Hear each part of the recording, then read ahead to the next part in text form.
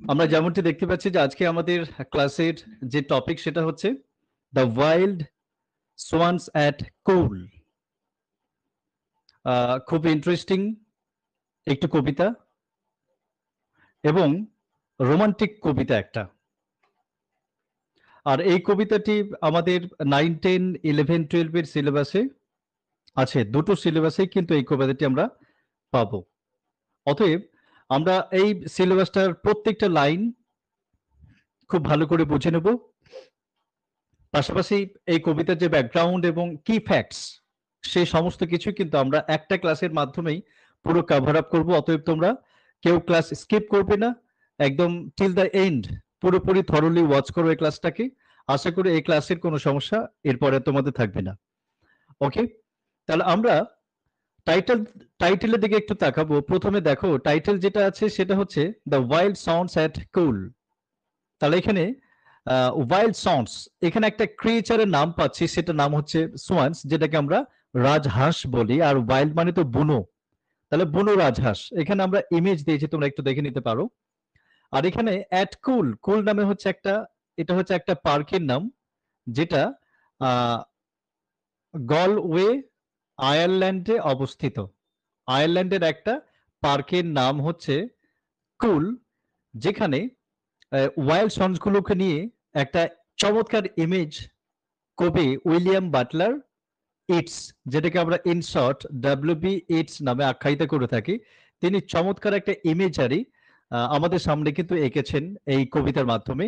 এই কবিতার যে সেন্ট্রাল আইডিয়া সেটা কিন্তু হচ্ছে চেঞ্জকে কেন্দ্র করে, আর এর যে অবজেক্ট সেটা হচ্ছে এই সোয়ান্স গুলো, যারা কুল নামক পার্কে বা দ্বীপে বা একটা লেকে তাদের যে নিত্যদিনের জীবন, তাদের যে ফ্লোটিং মুভিং সেটা কিন্তু চলতে থাকে। এবার এখানে কিছু কি ফ্যাক্টস আমাদের জানতে হবে। আহ, তার আগে আরেকটা জিনিস জানবো আমরা, সেটা হচ্ছে যে এই যে কুল নামক যে জায়গাটা, এই যে প্লেসটা একটা পার্ক, সেখানে কবি প্রায় 19 years এগো তিনি একবার ভিজিট করেছিলেন। The poet W its first visited the cool park before 19 years, 19 বছর আগে তার প্রথম যাত্রা হয়েছিল কুল নামক জায়গায়। এবং 19 বছর পরে 19টি অটাম পার করে তিনি আবারও এই কুলে এসেছেন, এবং তার যে চিন্তা ভাবনা এটাকে নিয়ে, তার যে ইমাজিনেশন, সেটা তিনি আমাদের সামনে কবিতার মাধ্যমে এই ভার্সগুলোর মাধ্যমে শেয়ার করেছেন। এইটা হচ্ছে একটা ব্যাপার। পাশাপাশি এখানে আরেকটা জিনিস আমাদের নোট নেব, সেটা হচ্ছে এই যে কুল নামক যে জায়গাটা, কুল পার্ক, এটার যে ওনার তিনি হচ্ছেন লেডি গ্রেগরি। ভালো করে শোনো, GORY, আমি আবার লিখছি এখানে GREGORY, lady Gregory. She is the owner of cool park, এবং তিনি হচ্ছেন এই লেডি গ্রেগরের হাউসেই কিন্তু একসময়, মানে তার ফ্রেন্ড বলতে পারি আমরা, কবির ফ্রেন্ড হচ্ছে লেডি গ্রেগরি, এবং তার সঙ্গে তার বাড়িতেই কিন্তু থাকতেন। কুল পার্ক এর যে প্লেস যেটা ছিল আর কি, যে লোকালিটি, সেইখানে তিনি থাকতেন, এবং চমৎকার হসপিটালিটির মাধ্যমে তাকে কিন্তু খুব মানে চমৎকার একটা পরিবেশের মধ্যে রাখতেন আর কি লেডি গ্রেগরি ডব্লিউপি ইটসকে। তাহলে এখানে এই কবিতার যে কি ফ্যাক্টস সেটা আমরা একটু জেনে নিই, তারপর আমরা প্রত্যেকটা লাইনের মধ্যে প্রবেশ করছি, প্রত্যেকটা ওয়ার্ডকে আমরা ইন ডিটেল অ্যানালাইসিস করব, রাইট? তাহলে এখানে আমাদের কয়েকটা জিনিস জানতে হবে, যে উইলিয়াম বাটলার ইটস তিনি 1865 খ্রিস্টাব্দে জন্মেছিলেন, এবং 1939, in the year of 1939 WB it's died. তাহলে আমরা এটা, এই যে 39 এখানে একটা ছাড়া পড়েছে, যাই হোক এখানে আমরা লিখে দিয়েছি। আর এই কবিতাটি was composed written in the year of between 1916 or 1917। তাহলে মনে রাখো 1916 সালে আমরা এটাকে প্রায়োরিটি দেবো, 1916 সালে এটাকে কম্পোজ করা হয়েছিল, এবং এটা first published in the wild swans at Coole এই নামক গ্রন্থেই কিন্তু এটা পাবলিশড হয়েছিল। ভালো করে মনে রাখো, আজকের কবিতার নাম হচ্ছে দ্য ওয়াইল্ড সানসেট কুল, এবং এই কবিতার নামেই কিন্তু একটা সংকলন হয়েছিল যেটা সেম নামে, এবং এই কবিতাটা পাবলিশড হয়েছিল এবং এই গ্রন্থটা পাবলিশড হয়েছিল 1917 সালে, মানে প্রায় কয়েক মাস পরে আর কি, মানে আমরা ধরবো 16তে কম্পোজিশন আর এটার পাবলিকেশন হচ্ছে 1917 সালে জুন মাসে, রাইট? এবার এখানে আমাদের যেটা জানতে হবে, there are 5 stanza all together, এবং each stanza carries 6 lines into 6 lines, 5 6 30, that means এই কবিতাটা হচ্ছে 30 লাইনের একটা কবিতা। পাবলিকেশন ডেট আমরা দেখলাম এখানে লেখা ছিল। এখানে আরেকটা জিনিস জানতে হবে, সেটা হচ্ছে রাইম স্কিমটা হচ্ছে এবিসি বিডিডি। এটা কেমন আজকে আমি তোমাদের শিখিয়ে দেবো কিভাবে রাইম স্কিমটা বের করতে হয়। This is nothing but the rhyming of the versus. Actually কবিতার যে অন্তমিল আমরা বাংলায় যেটা বলি, সেই অন্তমিলকে মিলিয়েই কিন্তু এটা করা হয়। তোমরা জাস্ট মনে রাখো এবিসি এবিসিবি ডিডি, এটা মনে রাখো, আমি পরে গিয়ে মেলাচ্ছি, আমাকে মাঝখানে কেউ মনে করে দিতে পারো। এখানে ডব্লিউবি ইটস এর আরো কিছু বিষয় আমাদের জেনে রাখা ভালো, একটা নোট নাও, সেটা হচ্ছে তিনি আইরিশ একজন poet, that means he belongs to the country of Ireland. He he was born in the country Ireland. He was a famous dramatist and mystic. He was one of the driving forces behind the Irish Literary revival. অর্থাৎ আয়ারল্যান্ডের সাহিত্যের যে একটা নবজাগরণ, সেই জাগরণের পেছনে এই WB it's এর একটা দারুণ বড় কন্ট্রিবিউশন ছিল। এবং যখন তিনি সেইখানে থাকতেন, এই কুল পার্কে থাকতেন, তখন কিন্তু একটা থিয়েটার ওপেন করেছিলেন। এই থিয়েটারটার নাম হচ্ছে অ্যাবে থিয়েটার, মনে রাখো এটা, Abbey theatre, and he was the co founder of that theatre. Okay. এবং তিনি কিন্তু অনেকগুলো মানে থিয়েটার কিন্তু পরিচালনা করেছিলেন, তিনি ডিরেক্টর ছিলেন। আর লিটারারি তার প্রচুর ওয়ার্ক ছিল, এবং সেই জন্য কিন্তু he was awarded the Nobel prize for literature in 1923, 1923। 1916তে হচ্ছে কবিতাটা লিখেছেন, 17টা হচ্ছে এটার পাবলিকেশন, আর 23-এ হচ্ছে তিনি লিটারেচারের জন্য নোবেল প্রাইজ পেয়েছিলেন। কবিতাটি 5টা স্ট্যান্জা, 6টি করে লাইন, 30 লাইনের টোটাল কবিতা, এবিসিবি ডিডি। ওকে, তাহলে আশা করি এটা এই পর্যন্ত আমার যে ব্যাকগ্রাউন্ড কি ফ্যাক্ট সেটা বললাম, পাশাপাশি এটার সাথে সাথে ব্যাকগ্রাউন্ডটা কিন্তু আমাদের বলা হলো। সেটা হচ্ছে যে এই যে কুল নামক যে পার্ক, সেখানে তিনি 19 বছর আগে ভ্রমণ করেছিলেন, সেখানে কিছু রাজহাঁস দেখেছিলেন, এবং তারপরে এখন তিনি প্রায় 19 বছর পরে সেখানে আবার এসেছেন, এবং তার পূর্বের যে অভিজ্ঞতা তিনি কি কি দেখেছিলেন সেটা এবং বর্তমান এই দুটোর মেলবন্ধনে তিনি কিছু চিরন্তন কথা আমাদের সামনে শেয়ার করবেন। কি করে দাও, লাগিয়ে দাও। আর এখানে আরেকটা বিষয় আমরা আসবো, পরে আসবো আলোচনা করতে করতে। এখন আমরা এই কবিতার মধ্যে প্রবেশ করি। আশা করি তোমাদের কোনো সমস্যা হচ্ছে না, ঠিকঠাক ক্লিয়ারলি দেখতে পাচ্ছি সবাই সবকিছু।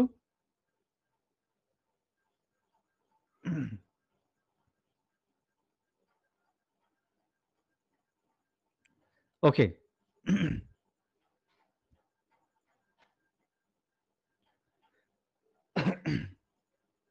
আচ্ছা, এখানে দেখো বলা হচ্ছে the trees are in their autumn beauty. তাহলে here we can find a name of a month. This is autumn. The trees are in their autumn beauty. The woodland paths are dry. Under the October twilight, the water mirrors a still sky. Upon the brimming water, among the stones are 99 and 50 swans. তাহলে এখানে এক এক করে আমরা প্রত্যেকটা লাইনকে একটু analysis করি। দেখো এখানে অটাম সিজন, আমরা জানি অটাম সিজনটা হচ্ছে তোমার season before the coming of winter. শীতকাল আসার আগের সময়টাকে আমরা অটাম বলে থাকি, সেটাকে শরৎ কিংবা হেমন্ত যাই বলি না কেন। আর যখন ওয়েস্টার্ন কান্ট্রিগুলোতে এই উইন্টারকে কিন্তু একটা, আমরা এর আগে যে কবিতাটা পড়লাম সেখানে কিন্তু দ্য ডার্কলিং থ্রাশ, সেখানে কিন্তু উইন্টার যে একটা সিজন অফ ডিজলিউশন এবং গ্লুমিনেস, সেটা কিন্তু আমরা বারবার প্রত্যেকটা ক্ষেত্রে কিন্তু বুঝতে পারি।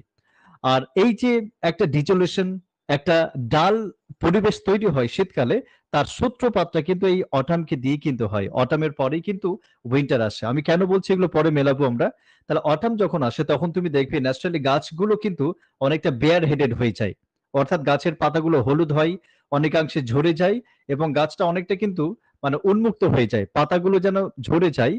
আর এখানে যে একটা ডিক্লাইনের যে একটা সুর বা একটা ডিকে এই সিজনের মধ্যে কিন্তু আমরা লক্ষ্য করি। আর একটা জিনিস মনে রাখবো, অটাম হচ্ছে তোমার 3টি মাসকে কভার করে, সেপ্টেম্বর, অক্টোবর আর হচ্ছে নভেম্বর। এইবার দেখো, the trees are in their autumn beauty, কিন্তু প্রত্যেকটা সিজনের কিন্তু এক একটা বিউটি থাকে। এখানে বলা হচ্ছে যে গাছগুলো যেন অটামের যে সৌন্দর্য, সেই সৌন্দর্যের মধ্যে গাছগুলোকে আমরা দেখতে পাচ্ছি, অর্থাৎ অটামের সাজে যেন গাছগুলো সেজেছে। The woodland paths are dry, এবং ফরেস্টে যাওয়ার যে রাস্তা, যে ন্যারো যে পথগুলো সেগুলো কি শুষ্ক। আন্ডার দ্য অক্টোবর, এবং মানে অক্টোবর মাসের আকাশের নিচে। এবার একটা জিনিস খেয়াল করো, এবার এখানে বলা হচ্ছে যে under October twilight the water, এখানে বলা হচ্ছে টুইলাইটটাকে আমরা বাংলায় গোধূলি বলতে পারি, অর্থাৎ this is the time before the setting suns, যখন সূর্য ডুবে যায় তার আগের যে মুহূর্তটা, লাল আভাযুক্ত যে সময়, সেই সময়টাকে কিন্তু আমরা টুইলাইট বলতে পারি, রাইট?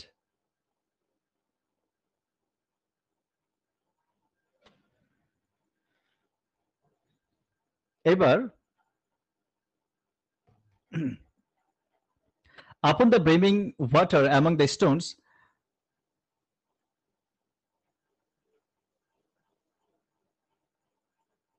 একটু একজনকে যুক্ত করে নি।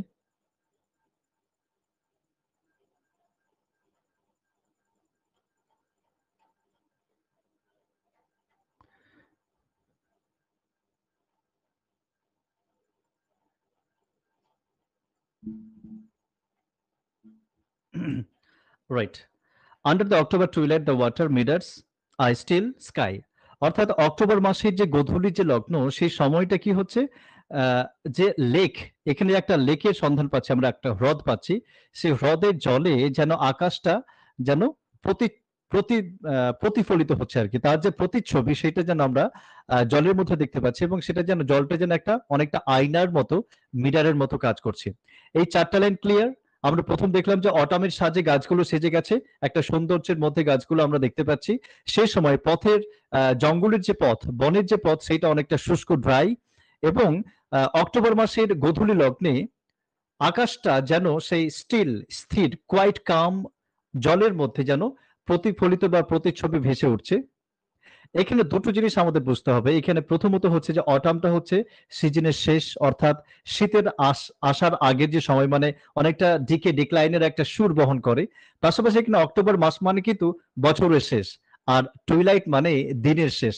তার মানে 3টে ওয়ার্ডের মাধ্যমে, ভেরি সিগনিফিক্যান্স দিস ওয়ার্ডস আর, এই 3টে ওয়ার্ডের মাধ্যমে কিন্তু একটা ডিক্লাইন বা একটা ডিকের কিন্তু সুর আমরা এখানে প্রতিধ্বনিত হতে দেখছি আর কি। অর্থাৎ কোভিড যেন মনের মধ্যে একটা অন্য রকমের একটা ডিজলিউশন বা একটা ডিস্ট্রাকটিভ একটা ভাবনা তার মধ্যে যেন একটা কাজ করছে আর কি। Upon the brimming water among the Stones, তারপরে বলা হচ্ছে আপন দ্য ব্রিমিং ওয়াটার, এখানে ব্রিমিং মানে তো আমরা জানি যেটা হচ্ছে ওভারফ্লোয়িং, অর্থাৎ জল যেন উপচে পড়ছে, অর্থাৎ যে লেকটা ছিল সেই লেকের মধ্যে জল উপচে পড়ছে। অ্যামং দ্য স্টোনস, সেই পাথরের ফাঁকে ফাঁকে জলগুলো যেন, জাস্ট একটা ইমেজ আমরা মাইন্ডে সেট করতে পারি, পাথর আছে, লেক আছে, এবং সেখানে প্রচুর জল উপচে উপচে পড়ছে যেন, এবং সেখানে are 9 and 50 swans, that means 59 swans, অর্থাৎ তিনি দেখছেন যে 59 swans are floating on the water, on the still and calm water of that lake in the park of Coole. তাহলে এই ছবিটা আমরা প্রথম যে স্ট্যান্ডা, সেটা কিন্তু আমরা এখানে শেষ করলাম। আশা করি ক্লিয়ার। যদি তোমাদের কারো কোনো কোয়ারিজ থেকে থাকে তাহলে অবশ্যই সেটা কমেন্ট সেকশনে আমাকে জানাবে বা ভয়েসের মাধ্যমে বলবে। আচ্ছা, আলাউদ্দিন যুক্ত হয়েছে, ঠিকঠাক শুনতে পাচ্ছি। আলাউদ্দিন আজকে ফার্স্ট তুমি জয়েন করেছো, welcome to our classroom. Alauddin শুনতে পাচ্ছি, তুমি ওটা আনমিউট করে কথা বলতে পারো আলাউদ্দিন। ওকে, রাইট, ভেরি গুড। আচ্ছা, তাহলে ফার্স্ট স্ট্যান্ডে আমরা শেষ করলাম। তারপরে দেখো এখানে বলছে, তিনি এখানে সেকেন্ড স্ট্যান্ডে বলছেন, ডব্লিউবিএইচ বলছেন, 19th autumn has come upon me. Since I first made my count, I saw before I had well finished all suddenly mount and scatter, wheeling in great broken rings upon their clamorous wings. 19th, 19টি শরৎকাল অতিক্রান্ত হয়েছে। Since I first made my count, অর্থাৎ প্রথমবার যখন আমি এই হাঁসগুলোকে যখন count করেছিলাম, when for the first time I made the counting of that swans, this is 19 years has been passed. 19 বছর অতিক্রান্ত হয়ে গেছে। এবং তিনি বলছেন যে আমি যখন প্রথমবারের মতো এই হাঁসগুলোকে গুনেছিলাম, কাউন্ট করেছিলাম একটা একটা করে, সেই কাউন্টিং এর প্রায় 19 বছর আমি পাস করেছি। I saw before I had well finished, অর্থাৎ আমি ওয়েল ফিনিশড মানে এখানে ফিনিশিং অফ কাউন্টিং বলতে পারি, কাউন্টিংটাকে ঠিকঠাক শেষ করার আগে আই স আমি দেখলাম অল সাডেনলি মাউট, সবাই যেন হঠাৎ করে উড়ে গেল, and scatter wheeling in great broken Rings, এবং যেন মনে হচ্ছে সবগুলো স্ক্যাটার মানে ছড়িয়ে ছিটিয়ে গেল চারিদিকে, এলোমেলো ভাবে র্যান্ডমলি যে যার দিকে চলে গেল। হুইলিং, এবং এখানে যেন একটা সার্কেল, হুইল মানে এখানে আমরা চাকা বা সার্কেল বলতে পারি, কিন্তু এখানে বলা হচ্ছে ইন গ্রেট ব্রোকেন রিংস, তাদের রিং হলো কিন্তু সেটা যেন ভাঙা ভাঙা, অর্ধেক অর্ধেক রিং হলো। তাহলে এখানে যে রিং গুলো সেটা কিন্তু the Rings are not completed, complete নয়, মানে ভাঙা ভাঙা রিং বলতে পারি, অর্থাৎ সেগুলো চলে গেল। আপন দেয়ার ক্ল্যামারাস উইং, এখানে ক্ল্যামারাস কথাটা মানে হচ্ছে নয়জি, অর্থাৎ তাদের যে ডানাগুলো ছিল, ডানা যখন এভাবে ঝাপটাচ্ছিল, মানে এখানে flapping or fluttering of the wings, clamorous is the sound produced by the flapping or fluttering of their wings, অর্থাৎ যখন ডানা ঝাপটাচ্ছিল তখন একটা শব্দ হচ্ছিল, সেই শব্দটাকে ক্ল্যামারাস উইংস বলা হচ্ছে আর কি। তো সেই শব্দ করতে করতে তারা যেন বিভিন্ন বৃত্তে ভাগ ভাগ হয়ে গেল। এখানে দেখো যে এখানে সাডেনলি মাউন্ট, হঠাৎ করে তারা, এখানে মাউন্ট কথাটা মানে হচ্ছে ফ্লাই, উড়ে যাওয়া। এখানে আমরা জানি যে ফার্স্ট ওয়ার্ল্ড ওয়ার যেটা, তার এই কবিতা যখন তিনি লিখছেন তখন কিন্তু ফার্স্ট ওয়ার্ল্ড ওয়ার চলছে।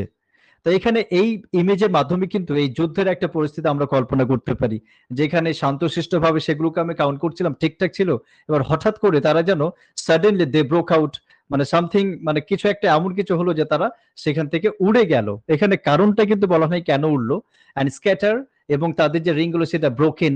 তাহলে এখানে একটা যুদ্ধের যে একটা ছোট্ট আবহাওয়া এই কবিতার মধ্যে পাচ্ছি, সেটাও আমরা কিন্তু এখানে ধরে রাখতে পারি। তাহলে this is the second stand of this poetry. আশা করি এটাও ক্লিয়ার। তাহলে এখানে কোশ্চেন হবে, প্রথমটাতে কোশ্চেন হবে, কি কি কোশ্চেন আমি পরে আসছি, আমি জাস্ট এখানে একবার আলোচনা করে নি। আচ্ছা,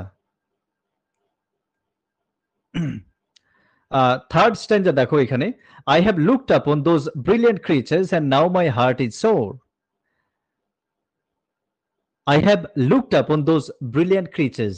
Past, এখানে I have looked upon, আমি দেখেছি সেই চমৎকার যে সৃষ্টিগুলো, এখানে ক্রিয়েচার মানে আমরা প্রাণী বলতে পারি, সেই জীব বলতে পারি, এই যে প্রাণীগুলো, এই যে সোয়ানগুলো, সেইগুলোকে মানে এই চমৎকার যে সৃষ্টি সেইগুলোকে আমি লুকড আপন মানে হচ্ছে কি, লুকড উইথ ফিক্সড আই, অর্থাৎ অনেকক্ষণ ধরে, লম্বা সময় ধরে আমি তাকিয়ে তাকিয়ে দেখতাম এই সমস্ত বিস্ময়কর চমৎকার প্রাণীগুলোকে।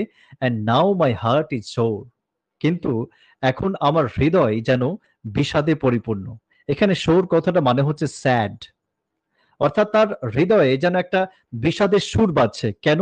এখানে একটা জিনিস দেখো যে সবসময় এখানে মানে কিরকম কন্ট্রাডিকশন, এখানে এখানে দারুণ ভাবে একটা কন্ট্রাডিকশন কাজ করলো। এখানে তিনি বলছে সেই চমৎকার প্রাণীগুলোকে, সৃষ্টিগুলোকে আমি অনেকক্ষণ ধরে তাড়িয়ে তাড়িয়ে উপভোগ করতাম, তাদের সেই জলের মধ্যে ফ্লোটিং সমস্ত কিছু, এভরিথিং দে প্লেড, সমস্ত কিছু আমি এনজয় করতাম খুব। কিন্তু আবার হঠাৎ করে তিনি বলছেন তার যে tone, tone of expression suddenly turned, কি হচ্ছে এখানে, তিনি বলছেন যে মাই হার্ট ইজ সোর, কিন্তু আমার হৃদয় যেন বিষাদে পরিপূর্ণ। কেন? একটা জিনিস দেখবে যে যখন অনেক সময় দেখবে যে খুব আনন্দের একটা ছবি দেখছি বা আনন্দের একটা মুহূর্ত আমরা অবলোকন করছি, কিন্তু সেইটা দেখে হয়তো কারোর চোখে জল হতে পারে। ধর এরকম হতে পারে যে কোনো একজন আমার কাছের মানুষের একটা বিয়ে হচ্ছে, কিন্তু সেই বিয়ের একটা জাঁকজমক অনুষ্ঠান, খুব আনন্দ উল্লাস হচ্ছে, কিন্তু সেইটা দেখে আমার হয়তো অতীতের কোনো একটা স্মৃতি মাথায় আসতে পারে, এবং সেখানে হয়তো আমার হৃদয়ে একটা আঘাত আসতে পারে, একটা স্ট্রাইক হতে পারে। তো এই কথাটা তিনি বলছেন যে এই চমৎকার প্রাণীগুলোকে আমি অনেকক্ষণ ধরে তাকিয়ে তাকিয়ে দেখতাম, কিন্তু এখন আমার হৃদয়ে যেন কোথাও না কোথাও একটু ক্ষত বা ব্যথায় তৈরি হচ্ছে। অল চেঞ্জড, সমস্ত কিছু পরিবর্তন হয়ে গেছে। Since I hearing at twilight the first time on this shore, the bell beat of their wings above my head trod with lighter tread. এবার আগে কি কি দেখতেন, কি কি দেখেছিলেন এক সময়, সেটা তিনি এখানে বলছেন। অল চেঞ্জড, সমস্ত কিছু চেঞ্জ হয়ে গেছে। অর্থাৎ তিনি যে দেখতেন সেই দেখাটা চেঞ্জ হয়ে গেছে। তিনি কি দেখতেন সেই সময়? হিয়ারিং, শুনতাম, অ্যাট টুইলাইট মানে সেই গোধূলি লগ্ন, the time before the setting সান, সেই লাল আভাযুক্ত যে সময়টা সেটাকে আমরা টুইলাইট বলতে পারি। Hearing at twilight the first time on the শোর, এখানে শোর বলতে আমরা লেকটা বলতে পারি, সেই হ্রদ বা সেই যে জলাশয় প্রথমবারের মতো আমি দেখেছিলাম, শুনেছিলাম the bell beat of their wings, অর্থাৎ এই সমস্ত যে সয়েনগুলো তাদের যে ওই একই, এখানে বেল বিট মানে আমরা এখানে ফ্ল্যাপিং বলতে পারি, ডাবল পি আইএনজি, ফ্ল্যাপিং মানে হচ্ছে ডানা ঝাপটানো যে শব্দটা, সে একটা একটা শ্রিল সাউন্ড বলতে পারি, যখন ডানাগুলো ঝাপটাচ্ছিল সেই সাউন্ডটা, the bell beat of their wings above my head, আমি আমার মাথার উপরে যখন তারা ফ্লোটিং করতো, যখন তারা ফ্লাই করতো অ্যাবাভ মাই হেড, তখন তাদের ওই ডানা ঝাপটানো যে ফ্ল্যাপিং বা ফ্ল্যাটারিং সেটা আমি শুনতাম। কখন? সেটা টুইলাইট, গোধূলি লগ্নে, এবং প্রথমবারের মতো শুনতাম এই লেকে শুনেছিলাম। ট্রোড উইথ এ লাইটার ট্রেড, এবং সেই সময় ট্রোড মানে এখানে দেখো ট্রেডমিল কথাটা আমরা জানি তো সবাই, ট্রেড মানে এখানে হাঁটা নরমালি, আর এখানে ট্রোড হচ্ছে পাস্ট টেন্স অফ ট্রেড, ওয়াক্ট বা মুভড বলতে পারি। আমি হেঁটে যেতাম আলতো ভাবে, উইথ লাইটার ট্রেড, অর্থাৎ মৃদু পদ যুগলের মাধ্যমে একটু হালকা পায়ে আমি এগিয়ে যেতাম, বা হতে পারে এই সমস্ত আমি হেঁটে যেতাম। এখানে যেতাম কিন্তু মানে পাস্ট টেন্স, তার মানে এখানে কোথাও না কোথাও তার পাস্ট এবং প্রেজেন্টের যে একটা ব্যাপার, মাঝখানে যে একটা গ্যাপ সেটা যেন তৈরি হয়েছে, অর্থাৎ 19 বছর আগের ইটস এবং সোয়ান এবং বর্তমানে কবির আগের পাস্টের এবং প্রেজেন্টের যে একটা ভাবনা সেটাও কোথাও না কোথাও একটা চেঞ্জ হয়েছে। তিনি এখানে এই যে এখানে কিন্তু একটা সেন্ট্রাল আইডিয়া বা এখানে একটা দারুণ টার্নিং কিন্তু আমরা দেখতে পাচ্ছি। তিনি বলছেন সমস্ত কিছু চেঞ্জ হয়ে গেছে। সে সময় দেখতাম সেই গোধূলি লগ্নে হাই স্কুল আমার মাথার উপরে পাতা তাদের ডানার ঝাপটানো শব্দে মুখরিত হতো, অনুরণিত হতো সেই সময় লেকের পরিবেশটা, এবং তখন সেখানে খুব হালকা পায়ে আমি সেগুলোকে এনজয় করার জন্য এগিয়ে যেতাম। দ্যাট মিনস এখানে একটা জিনিস ক্লিয়ার হচ্ছে যে মেবি যে কবির এখনকার যে শরীরের ভার বা এখনকার যে তার মানসিক যে স্থিতি সেটা হতে পারে সেটা কোনো না কোনো ভাবে একটু গ্লুমিনেসে ভরা বা একটু স্যাড, বা কোথাও যেন তার মনে একটা ভার বা একটু বার্ডেন কোনো না কোনো ভাবে কাজ করছে, আমরা এটা বলতে পারি। রাইট? তাহলে এটা হচ্ছে থার্ড স্ট্যান্জা। যদি কারো কোনো কোয়েশ্চেন থাকে অবশ্যই তোমরা জিজ্ঞেস করবে। আশা করি ক্লিয়ার। আমরা তাহলে 4 নম্বরটাই চলে যাই। তাহলে এখানে নতুন কোনো শব্দ সেই অর্থে নেই, যেগুলো ছিল আমি সেটা লিখে দিয়েছি। ওকে, তারপরে দেখো এখানে বলা হচ্ছে আনওয়ারিড স্টিল লাভার বাই লাভার। এখানে তিনি বললেন চেঞ্জ হয়ে গেছে, তিনি আবার আরেকটা পরিস্থিতি এখানে ক্রিয়েট করছেন, একটা রোমান্টিক ওয়েদার, রোমান্টিক অ্যাটমসফিয়ার যেন কবি এখানে ক্রিয়েট করতে চাইছেন। তিনি বলছেন unwearied still, lover by lover, they paddle in the cold, companionable streams or climb the air. Their hearts have not grown old. Passion or conquest, wonder where the will attend upon them still. চমৎকার একটা line, কিছু image এখানে আমরা দেখতে পাবো। দেখো এখানে বলা হচ্ছে সেই যে সোয়েন গুলো তারা স্টিল, দে আর স্টিল আনওয়ারিড বা টায়ার্ড, তারা এখনো ক্লান্ত হয়নি। দে রিমেইন আনফ্যাটিগড, তারা যে এত যে ফ্লোটিং, তাদের এত মুভমেন্ট, এত মুভিং, এত ফ্লাইং, তা সত্ত্বেও যেন তাদের মধ্যে সেই প্রাণোচ্ছল লাইভলিনেসটা যেন এখনো আগের মতোই রয়ে গেছে। তাদের যে ইউথ, তারা যেন চিরসবুজ, তারা ক্লান্ত হচ্ছে না, এখনো তারা যেন অক্লান্ত রয়ে গেছে। লাভার বাই লাভার ইন কাপলস, অর্থাৎ তারা জোড়ায় জোড়ায় বা ইন পেয়ার্স বলতে পারি, পেয়ার্স, তারা সবাই সেই সমস্ত সোয়েন গুলো জোড়ায় জোড়ায়।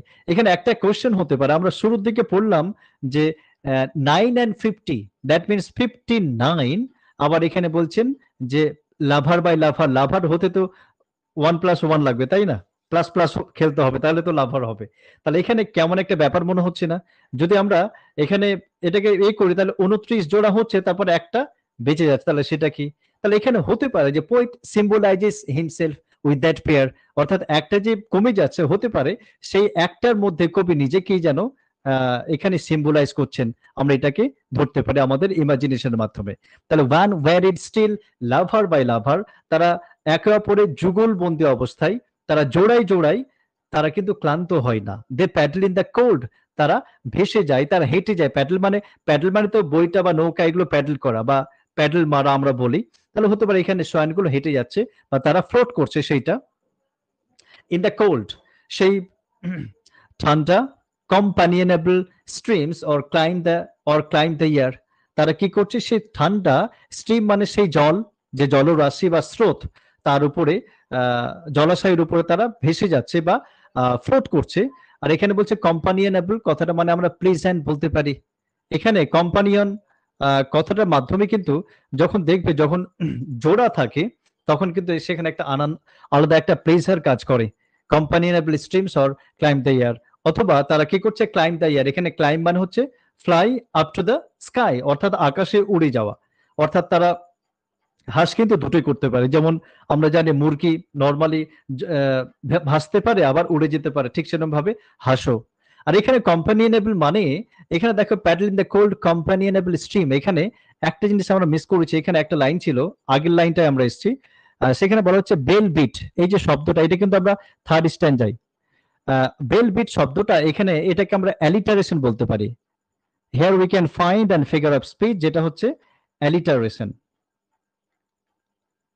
তোমরা একটু নোট করে রাখো, এই শব্দটাকে আমরা অ্যালিটারেশন বলতে পারি। অর্থাৎ অ্যালিটারেশন ইজ সামথিং যখন ওয়ার্ডের প্রত্যেকটা শুরুর যে লেটার সেটা যদি সেম সাউন্ডিং হয় বা সেম হয় লেটার গুলো, তারা সেটাকে আমরা অ্যালিটারাস বলতে পারি, এবং সেটার মাধ্যমে কিন্তু খুব সুন্দর একটা রিদিম তৈরি হয়, অনুপ্রাস, যেটাকে বাংলায় অনুপ্রাস বলে। তাহলে এখানে বেলবিট, তাহলে এই যে ফ্ল্যাপিং, তাদের ডানার যে ঝাপটানো শব্দ, সেটা এত রিদমিক হচ্ছিল, এত চমৎকার ভাবে হচ্ছিল, যেন কবি এখানে পরপর দুটো শব্দের মাধ্যমে একটা যেন একটা ছান্দিক একটা আহ মানে শব্দ যুগল তৈরি করেছেন, বেলবিট। আচ্ছা, তারপরে চলে আসি আমরা এখানে কম্পানিয়নেবল স্ট্রিম। এই যে কম্পানিয়নেবল স্ট্রিম, এখানেও কিন্তু আমরা একটা ফিগার অফ স্পিচ পাবো, যেটাকে আমরা বলবো পার্সনিফিকেশন। আমি ডান দিকে লিখলাম। অর্থাৎ পার্সনিফিকেশন নরমালি এটা হচ্ছে কি হয়, যে একটা পার্সনের যে ফিচার, একটা পার্সনের যে ক্যারেক্টারিস্টিক্স বা যা করতে পারে, সেই অ্যাক্টিভিটিস বা সেই ক্যারেক্টারিস্টিক যদি কোনো একটা ইনঅ্যানিমেট অবজেক্টের মাধ্যমে মধ্যে যদি ফেলে দেওয়া হয় বা তার মধ্যে প্রকাশ করানো হয়, তাহলে সেটাকে আমরা কিন্তু পার্সনিফিকেশন বলতে পারি। তাহলে নর্মালি স্ট্রিম, যেটা স্ট্রিম মানে জলরাশি বা জল, সেটা কম্পানিয়ন কি করে হতে পারে? কম্পানিয়ন তো মানুষের মধ্যে হয় বা প্রাণীর মধ্যে হয়, তাহলে সেটা কি? তাহলে এটা হচ্ছে একটা ফিগার অফ স্পিচ, যেটাকে আমরা পার্সনিফিকেশন বলতে পারি। So we can find two figure of speeches in this poetry. তাহলে প্রথম এবং এইটা আমরা নোট ডাউন করে রাখছি। আর এইখানে আরেকটা জিনিস আমরা বলতে পারি, যে এই যে লাভার বাই লাভার এবং এখানে কম্পানিয়ন, অর্থাৎ এখানে আমরা বলতে পারি যে যখন যুগলবন্দি হাঁস থাকে তখন তাদের যে মিলন, এবং সেই যে স্ট্রিম, এটা এত প্লেজেন্ট একটা জল, একটা শীতল একটা প্লেজেন্ট জল, সেই জলে তারা খেলা করছে, প্যাডেল করছে, এটাও বলতে পারি। অথবা হঠাৎ করে তারা উড়ে যাচ্ছে।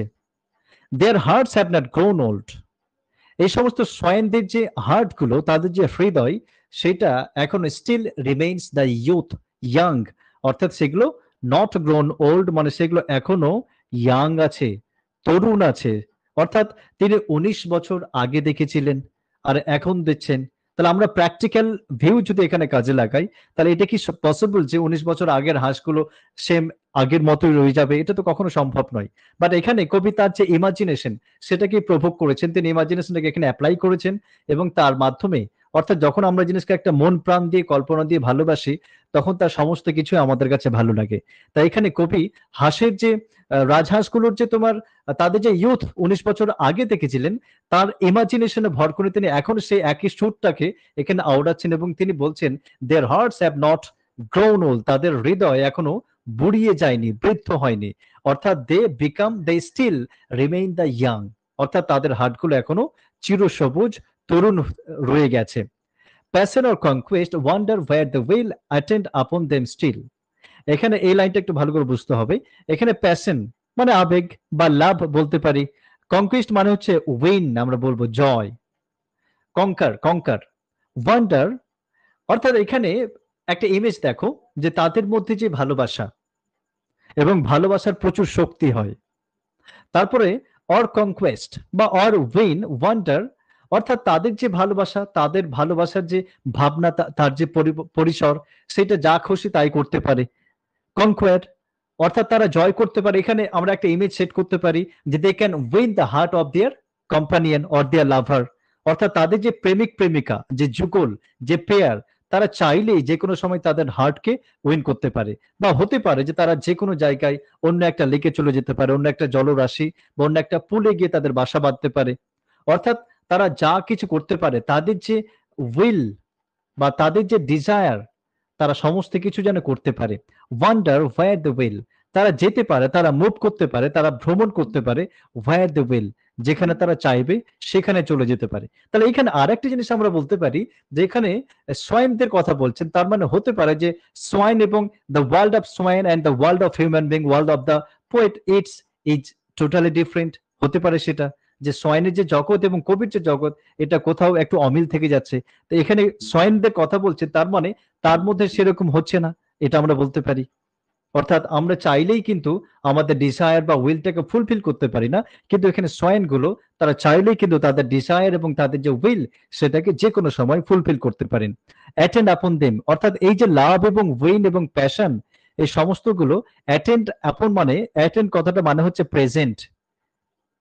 অর্থাৎ লাভ, প্যাশন আর conquest are the qualities which are still present in the swans. অর্থাৎ সোয়ানদের মধ্যে এই সমস্ত জিনিসগুলো, এই সমস্ত কোয়ালিটিস গুলো স্টিল রয়ে গেছে, আছে, এবং তারা চাইলেই যা কিছু করতে পারে। অর্থাৎ তাদের যে ডিজায়ার সেটাকে চেরিশ করতে পারে, সেটাকে ফুলফিল করতে পারে। বাট আই কান্ট, কবি বলছেন, হয়তোবা আমরা কবির সুরটাকে এখানে একটু বুঝতে পারি, একটু রিয়ালাইজ করতে পারি যে হয়তোবা তিনি বলছেন যে যেটা আমি করতে পারি না, সোয়াইনরা চাইলেই করতে পারে। রাইট? তাহলে আশা করি এখানে আর কোনো সমস্যা নেই। এই আচ্ছা, নেক্সট আমরা চলে যাই। একটি মাত্র স্ট্যান্ডা আছে, আমরা কমপ্লিট করছি। দেখো, আর তোমাদের আমি বলেছিলাম এখানে একটু মিলিয়ে দিয়ে দাঁড়াও। আমরা কি বলেছিলাম? A B C B D D, rhyme scheme এরকম বলেছিলাম না? অর্থাৎ আমরা যদি এটাকে বলি A B C B D D, কেমন ব্যাপারটা? তোমাদের মনে হচ্ছে স্যার এবিসিডি লিখতে শুরু করলে কেন? আমরা তো সব জানি, এগুলো ছোট হাতের বড় হাতের সব হাতে লিখতে পারি। হ্যাঁ, আচ্ছা, ব্যাপারটা হচ্ছে দেখো, রাইম স্কিম আমরা যখন কাউন্ট করি, মানে সেটার বোঝার একটা উপায় হচ্ছে, আমি শেষের দিকে লিখলাম এটা। দেখো, actually this is nothing but অন্তমিল, কবিতার অন্তমিল। যেমন আতা গাছে তোতা পাখি, ডালিম গাছে মৌ, এত ডাকি তবু কথা কয় না কেন, কও না কেন বউ। তাহলে মৌয়ের সঙ্গে বউয়ের যে মিল, এইটাই হচ্ছে তোমার অন্তমিল। এখানে দেখো, এ বি বি কার সাথে মিলছে? এখানে বি এর সাথে বি এর মিল হচ্ছে, তাই না? এই দুটো মিল হচ্ছে। দেখো, এখানে বিউটিফুল আর পুল মিলছে, অবশ্যই মিলছে। কিন্তু এ এর সাথে সি এর কি মিলছে? ওয়াটারের সঙ্গে বিল্ডের কোন রকমের কি কানেকশন হচ্ছে না, বরং ডি এর সঙ্গে ডি এর মিলছে। কেন? এই যে দেখো, সামডে আর অ্যাওয়ে, ডে এবং অ্যাওয়ে এটার সঙ্গে মিলছে। দ্যাট মিনস আমরা বলতে পারি যে এই যে বি আর বি মিলছে, ডি আর ডি মিলছে, এ আর সি মিলছে না। তাই এটাকে আমরা A B C B D D, just এটা মনে রাখবে, রাইম স্কিম হচ্ছে A B C B D D. তাহলে এই হচ্ছে তোমার রাইম স্কিম, আমি শেষেরটাই বললাম। ওকে, এবার 5 নম্বর যে স্ট্যান্ডার, এখানে কি বলা হচ্ছে দেখি। But now they drift on the still water, কিন্তু তারা এখন, ড্রিফট মানে হচ্ছে ফ্লোট, তারা এখন ফ্লোট করছে অন দ্য স্টিল ওয়াটার। এই যে কোয়াইট কাম যে জল, স্থির যে জল, সে জলের মধ্যে তারা এখন ফ্লোট করছে, তারা ভেসে বেড়াচ্ছে। মিস্ট্রিয়াস, বিউটিফুল, তারা দেখতে খুবই চমৎকার, খুব সুন্দর, কিন্তু রহস্যময়ী, কিন্তু রহস্যজনক, অর্থাৎ মিস্ট্রিয়াস। কেন মিস্ট্রিয়াস আমরা বলবো পরে। এবং বাট এখানে আরেকটা জিনিস আমরা ছেড়ে দিলাম এখানে একটু। 4 নম্বরটা একটু দেখি, যে লাভার বাই লাভার, এবং এখানে যেটা আমরা একটা ইমেজ সেট করছিলাম, যে এখানে একটা আনঅ্যাটেইনেবল লাভের কিন্তু কথা পাবে আর কি। আনঅ্যাটেইনেবল লাভ, অর্থাৎ যে লাভটা, অর্থাৎ একটা মেয়েকে তিনি ভালোবাসতেন। কবি, আমি শেষেরটা লিখছি, এখানে কবি একটা মেয়েকে ভালোবাসতেন যার নাম হচ্ছে mod gone, GONNE, and she is the lover of WB Yeats. কিন্তু the love was unanswered, তিনি প্রচন্ড ভালোবাসতেন, বাট এই মডের এন্ড থেকে কোনো রকমের রিপ্লাই আসেনি। The love was unsuccessful. কিন্তু এখানে এই যে আমরা দেখলাম না যে এখানে তিনি বলছেন যে লাভার বাই লাভাই, লাভার বাই লাভার মানে জোড়াই জোড়াই বলছেন, আবার তিনি 59টা বলছেন, কেমন কথা। তার মানে এখানে তার যে হতে পারে তার যে স্মৃতি সেটা যেন কোনো না কোনো ভাবে উস্কে যাচ্ছে এই সিনের মাধ্যমে, এবং তিনি বলছেন যে তার যে আনসাকসেসফুল এবং আনঅ্যান্সার্ড যে লাভ সেইটা হয়তো তিনি এখানে রিমাইন্ড করছেন, একটা কিছু রিকল করছেন যেন। এবং সেই যে আমরা 59 জোড়া হতে গেলে 60 হতে হতো, তাহলে এখানে একটার যে শর্টেজ হতে পারে কবি এখানে এইডস যেন নিজেকেই কল্পনা করছেন এর মাধ্যমে, অর্থাৎ তার যে আনঅ্যাটেইনেবল যে লাভ বা আনঅ্যাটেইন যে লাভ সেটা যেন কোনো না কোনো ভাবে তিনি তার রিমাইন্ড করছেন এই লাইনগুলোর মাধ্যমে। এটা একটা জায়গা ছিল। আচ্ছা, এবার শেষ যে প্যারা সেটা আমরা দেখে নিই। Now they drift on the still water mysterious and beautiful.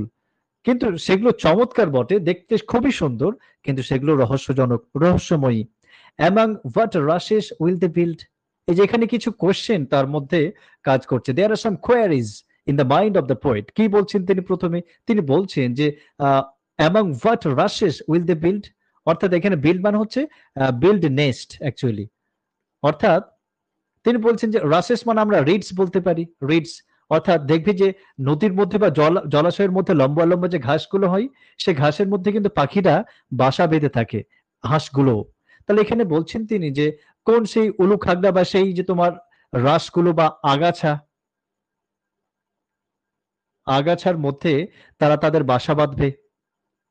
বা হোয়াট লেকস এজ আর পুল, সে কোন হ্রদের পাশে, কিনারায়, কিংবা কোন একটা নতুন জলাশয়ে, কোথায় কোথায় তারা তাদের নতুন রেসিডেন্সটাকে বেছে নেবে। ডিলাইট মিন্স আইজ, এবং সেটা যেখানেই হোক না কেন সেটা অবশ্যই মানুষের চোখের জন্য একটা নয়নাভিরাম দৃশ্য হবে।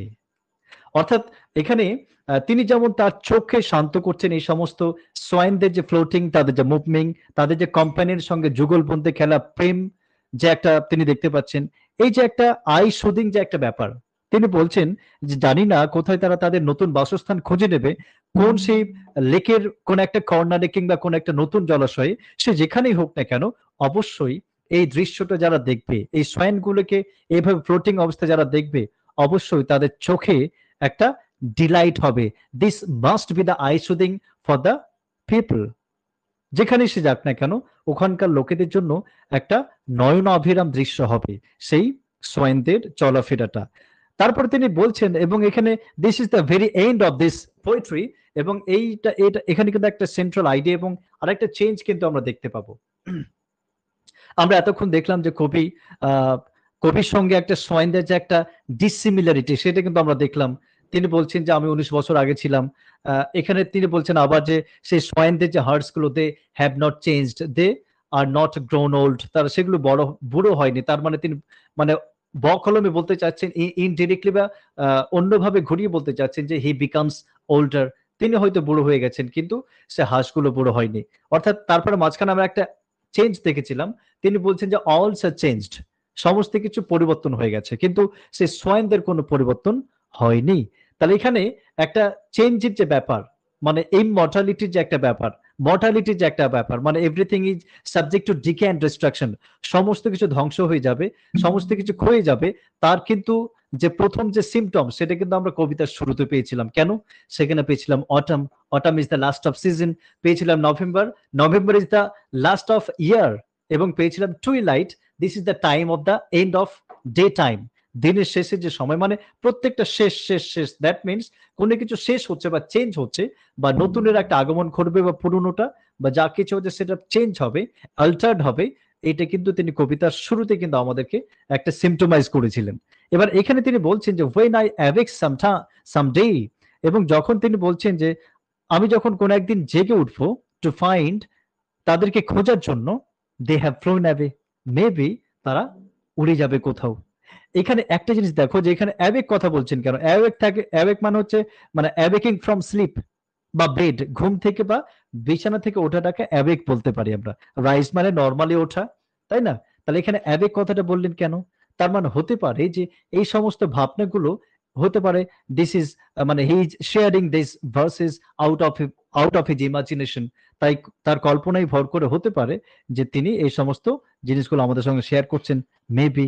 এবং হতে পারে যে তার কল্পনা থেকে হঠাৎ করে, বা এটা হতে পারে তার স্লিপ, কিংবা হতে পারে তার একটা ইমাজিনেশন, যে ইমাজিনেশন বা স্লিপ থেকে হঠাৎ করে তিনি যখন জাগ্রত হচ্ছেন তখন দেখছে, আরে কই, আমি এত সুন্দর স্বপ্ন দেখছিলাম, বা একটা ড্রিমও হতে পারে এটা, এত সুন্দর একটা ড্রিম বা কল্পনার মধ্যে নিমজ্জিত ছিলাম।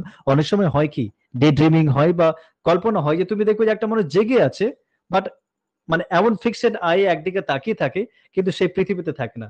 সে হয়তো বসে আছে, দেখতে পাচ্ছে, কিন্তু তার ভাবনার পরিসরটা, ভাবনার জগৎটা এমন ভাবে একটা ডিপে চলে যায় যে তিনি হয়তো জেগে নেই, এরকম একটা অবস্থা।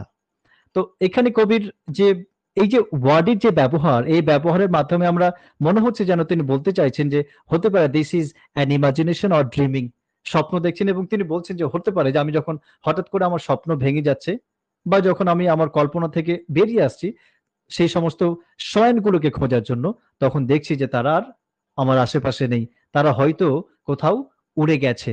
এই যে question mark, this is an interrogation, questioning, এইটাই তার কাছে একটা মিস্টেরিয়াস মনে হচ্ছে, যে সেই রাজহাঁসগুলো কি, তারা এত চিরতরুণ, তারা এখনো মানে they they do not grown old, তারা বৃদ্ধ হয় না, তারা কখনো বুড়ো হয় না। এবং তারা কোথায় যাবে, কোন সে পুল কিংবা কোন সে লেকে তারা বাসা বাঁধবে জানি না। বা তারা, আমি যখন ঘুম থেকে বা কোন একটা পরে কোন একটা সময় যখন জেগে উঠবো তখন তাদেরকে খুঁজে পাবো না, মানে যে একটা মিস্ট্রি, একটা মিস্ট্রিয়াস ব্যাপার, এইটাই কিন্তু তার মধ্যে মধ্যে কিন্তু কাজ করছিল। তো আশা করি এই কবিতাটা খুব ভালো করে তোমরা বুঝতে পেরেছো। তাও যদি তোমাদের কোনো কোয়ারিজ বা কোনো কোশ্চেন থাকে, you must ask me, I am ready to answer.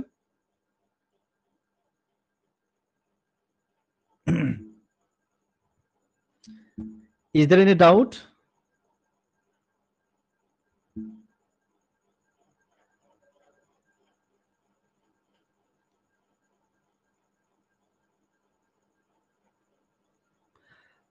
কারো কোনো কোশ্চেন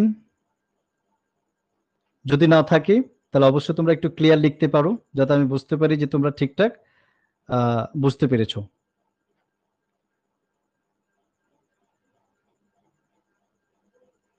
আছে না নেই?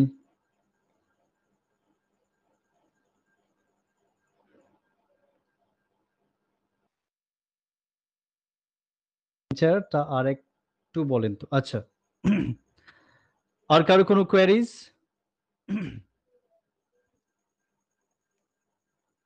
আচ্ছা, লাস্ট স্ট্যান্ডাটা আমরা আরেকবার একটু আলোচনা করি। তাহলে এখানে আমরা যেটা দেখলাম, যে তাদের একটা চমৎকার দৃশ্য এখানে দেখতে পাচ্ছি। তারা যুগলবন্দী হয়ে, তারা কাপল হয়ে কিন্তু তারা প্যাডেল করছে ঠান্ডা জলে, এবং সেটাকে বলা হচ্ছে কম্পানিয়নেবল স্ট্রিম। এখানে আমরা একটা ইমেজ পেয়েছি, এখানে একটা ফিগার অফ স্পিচ আমরা পেয়েছি, সেটাকে পার্সনিফিকেশন বলা হচ্ছে। এবং তাদের মধ্যে যে একটা লাভ, প্যাশন এবং জয় করার যে একটা ডিজায়ার, সেটা কিন্তু তাদের মধ্যে এখনো প্রেজেন্ট আছে, যেমনটা 19 বছর আগে ছিল। হতে পারে এখানে কবি তার মধ্যে সেই ব্যাপারগুলোর অভাব বোধ করছেন। তারপরে 5 নম্বর যে স্ট্যান্ডা, সেখানে তিনি বলছেন যে তারা এখনো সেই স্টিল জলের মধ্যে তারা ফ্লোট করছে, ভেসে বেড়াচ্ছে, কিন্তু তাদেরকে তিনি বলছেন মিস্ট্রিয়াস অ্যান্ড বিউটিফুল। তারা তো দেখতে সুন্দর, এটা নিয়ে কোনো ডাউট নেই, কিন্তু পাশাপাশি তিনি বলছেন যে দে আর অলসো ভেরি মিস্ট্রিয়াস, রহস্যজনক। কেন বলছেন, আমরা শেষেটা একবার বললাম। এবার তিনি এখানে বলছেন যে সুন্দর জিনিসগুলো আমাদের জীবনে সবসময় কিন্তু থাকে না। তাই এখানে তিনি ভাবছেন যে অ্যামাং হোয়াট রাশেস, রাস মানে কি বললাম, সে রিড বা আগাছা যেটা, অর্থাৎ জলাশয়ের মধ্যে যে লম্বা ঘাসগুলো হয় সেটাকে রাশেস বলা হয়। তিনি বলছেন যে সেই কোন রাস বা আগাছার মধ্যে তারা they will build their house or nest, তারা হয়তো তাদের নতুন বাসা বেঁধে নেবে, জানি না কোথায়। By what lakes edge or pool, জানি না কোন সে লেকের এজ মানে তো কিনারা, প্রান্ত, তাই না? অর পুল, পুল মানে জলাশয়, কোন জলাশয়ে, নতুন কোন জলাশয়ে হয়তো তারা মাইগ্রেট করবে এবং সেখানে গিয়ে তারা তাদের নতুন বাসা বাঁধবে। This is quite unknown to me, আমি কিন্তু এটা জানি না কোথায় যাবে। আর এই যে না জানার যে ব্যাপারটা, সেইটাই কিন্তু তার কাছে একটা মিস্ট্রিয়াস ব্যাপার মনে হচ্ছে। আসমিন, আশা করি বুঝতে পারছি, বোঝাতে পারছি ব্যাপারটা। ডিলাইট মেইন সাইজ, পাশাপাশি তিনি আবার বলছেন যে এই যে তারা সে যদি কোনো একটা নতুন কোনো জলাশয়ে তাদের নতুন বাসা বাঁধে, তাহলে অবশ্যই সেটা একটা চরম আনন্দের একটা নয়নাভিরাম দৃশ্য হবে সে সমস্ত সেখানকার মানুষদের কাছে। এই পর্যন্ত একটা থট আমরা এইটুকু নিই। তারপরে তিনি বলছেন যে when I awake someday, কোনো দিন যখন আমি আবার জাগ্রত হই বা জেগে উঠবো, তখন দেখবো to find they have flown away, হতে পারে যে তারা উড়ে গেছে। অর্থাৎ এখানে একটা চেঞ্জ বা একটা ডিক্লাইন যেটা বলছিলাম, অর্থাৎ সবসময় আমরা কি বললাম যে যে সমস্ত জিনিসগুলো আমাদের কাছে খুব ফন্ড হয়, খুব প্রিয়, খুব প্রেজেন্ট হয়, সেগুলো কিন্তু আমাদের কাছে বেশি দিন টেকে না। তাই বলে না যে ভালো মানুষ পৃথিবীতে বেশি দিন বাঁচে না। তাহলে এখানে কবির মধ্যে একটা কনসোলেশন কাজ করছে আর কি, তার মধ্যে একটা ল্যামেন্টেশন, সেইটা কিন্তু টিআইওএন কনসোলেশন কাজ করছে, তার মধ্যে একটা কি বলবো বিলাপ এর সুর বা একটা ল্যামেন্ট বলতে পারি তার মধ্যে কাজ করছেন। আর এইখানে এই লাইনটাকে আমরা বললাম যে এখানে অ্যাওয়েক শব্দটা কেন বললেন, অন্যভাবে বলতে পারতেন। তাহলে এখানে অ্যাওয়েক মানে কি, জাগ্রত হওয়া, অ্যাওয়েকিং from bed or sleeping or dreaming, স্বপ্ন থেকে, ঘুম থেকে, কিংবা বেড থেকে জেগে ওঠাকে আমরা অ্যাওয়েক বলি। তাহলে এখানে হতে পারে যে এই যে পুরো চিত্রটা আমাদের সামনে চমৎকার ভাবে আঁকলেন, সেটা হতে পারে this is out of his imagination, তার তার কল্পনার মানসপটে এটা গিয়ে করেছেন। হতে পারে সেটা একটা ড্রিম তার কাছে, সেখান থেকে গিয়ে করেছেন। তাহলে এখানে আর বেশি কিছু নেই। ডিলাইট মেন্স আই বললাম যেটা, যে অর্থাৎ তাদের যে দৃশ্য, তাদের যে চলাফেরা, তাদের যে ফ্লোটিং, এটা তারা যেখানে যাবে তাদের যে বিউটিফুল সিনারিও তৈরি হবে, সেটা অবশ্যই সেখানকার মানুষদের জন্য, সেখানকার মানুষের চোখের জন্য খুব আইসোদিং, খুব মানে প্লেজেন্ট হবে ব্যাপারটা, খুব আনন্দের হবে, খুব র্যাপচারাস, খুব ডিলাইটফুল হবে। তো ইজ ইট ক্লিয়ার? আশা করি আর কোনো সমস্যা তোমাদের নেই আর।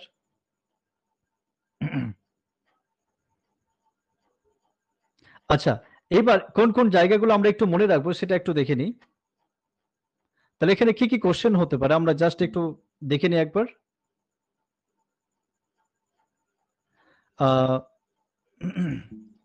প্রথমত এখানে দেখলাম যে কুল যেটা, সেটা হচ্ছে লেডি গ্রেগরি বলে একজন ওনার ছিলেন তার সেই পার্কটা, এবং সেটা গলসওয়ে বলে একটা জায়গা ছিল, গলসওয়ে আয়ারল্যান্ডের একটা জায়গা, সেখানে অবস্থিত। কবি কত বছর আগে গেছিলেন, তার আগে আমরা জানবো যে এই কবিতাটি লেখা হয়েছিল 1916 সালে, এবং এটা পাবলিশ হয়েছিল 1917 সালে জুন মাসে। এবিসি এবিসিবি ডিডি, এটা হচ্ছে রাইম স্কিম। 30 লাইনের কবিতা, 5টি স্ট্যান্জা আছে, 6টি করে লাইন আছে। এগুলো যে কোনো একটা কোশ্চেন হতে পারে কিন্তু। এবং তোমরা জানলে খুশি হবে, আমরা আলোচনা করলাম যে তিনি নোবেল প্রাইজ পেয়েছিলেন লিটারেচারের উপরে। এটা গেল তার কি ফ্যাক্টস। এবার এখানে কি কি কোশ্চেন হতে পারে, এই যে আমরা এখানে 3টা ওয়ার্ডের মাধ্যমে একটা ডিকে বা একটা ডিক্লাইনের সুর পেলাম, রাইট? তাহলে এখানে নতুন কোনো ওয়ার্ড সেই অর্থে নেই।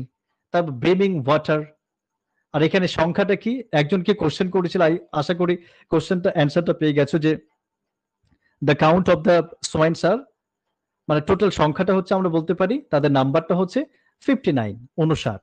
এটা একটা কোশ্চেন অবশ্যই হবে।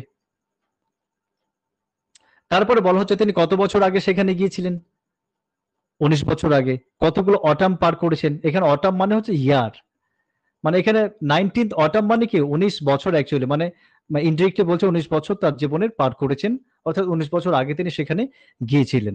এখানে যুদ্ধের একটা আমরা আহ একটু হালকা আভা যেন পাচ্ছি। তারপরে এখানে ক্ল্যামারাস শব্দটা মানে হচ্ছে নয়েজি, এটা একটু মনে রাখবো। তারপরে এখানে ব্রিলিয়ান্স ক্রিচার, এখানে সোর শব্দটা মানে স্যাড বা বিটার বলতে পারি, তার হৃদয়টা এখন যেন অনেকটা তেতো হয়ে গেছে বা একটু বিষাদপূর্ণ হয়ে গেছে, সমস্ত কিছু চেঞ্জ হচ্ছে। তারপরে হচ্ছে the first time on the শোর, তাহলে ফার্স্ট টাইম এটা কত বছর আগে সেটা হতে পারে।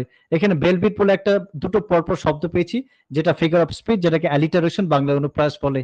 তারপরে এখানে আরেকটা শব্দ ট্রোড, ট্রোড মানে হচ্ছে trod is the past tense of tread, tread মানে হাঁটা বা মুভ করা। তারপরে 4 নম্বরে এখানে আমরা দেখলাম আনওয়াইড শব্দটা মনে হচ্ছে আনটায়ার্ড, অক্লান্ত, লাভার বাই লাভার। হ্যাঁ, কম্পানিয়নেবল স্টেম, এখানে একটা ফিগার অফ স্পিচ পেয়েছি যেটাকে আমরা পার্সনিফিকেশন বলছি। তারপর এখানে গ্রো ওল্ড হচ্ছে না, ইয়াং থেকে যাচ্ছে। তাই এটা কি সম্ভব? আমরা বলতে পারি এটা তার কল্পনার একটা জায়গা থেকে তিনি বলছেন। প্যাশন আর কনকোয়েস্ট, এখানে প্যাশন মানে আমরা আবেগ তো বুঝি, পাশাপাশি লাভ, এবং যে কনকোয়ার, কনকোয়ার মানে টেন্ডেন্সি অফ উইনিং বা কনকোয়ারিং, সেটা বলতে পারি। তারা যা খুশি সেটা করতে পারে out of love, out of passion, কিন্তু যেটা হয়তো কবি চাইলেই বা আমরা চাইলেই করতে পারি না। অ্যাটেন্ড আপন কথাটা মানে হচ্ছে প্রেজেন্ট, উপস্থিত থাকা। এই কোয়ালিটিস গুলো তার মধ্যে উপস্থিত আছে, হতে পারে কবির মধ্যে সেটা নেই, এবং শেষ যে স্ট্যান্ডা সেখানে বলা হচ্ছে, এই শব্দটা মনে রাখবে, ড্রিফট কথাটা মানে হচ্ছে ফ্লোটিং করা। এখানে মিস্ট্রিয়াস বলা হচ্ছে কেন, এই যে আমরা আলোচনা করলাম এই 2-3টা কারণ হতে পারে, এই কারণে তাকে মিস্ট্রিয়াস বলা হচ্ছে। ওয়েক শব্দটার ব্যবহার এখানে করলেন কেন? আমরা যেটা বললাম যে ড্রিমিং বা ইমাজিনেশন থেকে জেগে হঠাৎ করে তিনি দেখবেন হয়তো, এই কারণে হতে পারে। রাইম স্কিমটা বললাম। আশা করি there is no problem at all. তোমরা সবাই খুব এনজয় করেছো আজকের ক্লাস, আই হোপ। এবং আমরা এখানে আমাদের ক্লাসটা শেষ করছি। যদি তোমাদের কারো কোনো কোয়ারিজ থাকে তাহলে অবশ্যই এখনো বলতে পারো। আর তোমরা এটা ভালো করে শেষ পর্যন্ত আশা করে দেখে নিয়েছো। যদি কারো কোনো ডাউট থেকে যায় আবার শুরু থেকে দেখো, এবং কাল পরশু এটা নিয়ে আবার একটা টেস্ট আমরা অর্গানাইজ করব। তোমরা সব সময় প্রিপেয়ার থাকো, right? So this is the end of our today's class. Hope for the best, keep studying. Thank you so much for